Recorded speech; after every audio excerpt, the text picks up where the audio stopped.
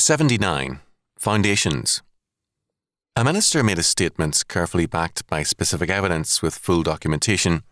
Another minister placed a telephone call to the agency charged with delinquency, and an anonymous person came to the phone and denied the published and documented charges. This agency, by no means Christian, has refused to answer the documented charges.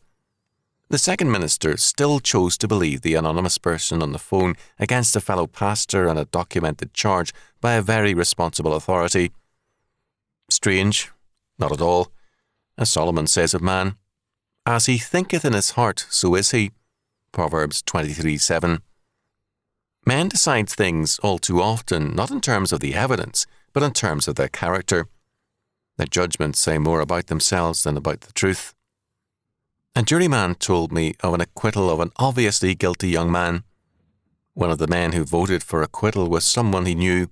He confronted him later, saying, "You knew he was guilty, didn't you?" The man's answer was revealing. "Yes, but it could be my son next time."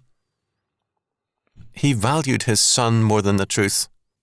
It's no wonder that his son is a problem and may face a jury someday. We dare not make decisions and judgments in terms of ourselves and our interests. To do so is to enthrone injustice and to become partners to iniquity. The warning of the psalmist is to the point. "Shall the throne of iniquity have fellowship with thee, which frameth mischief by a law?" Psalm 94:20.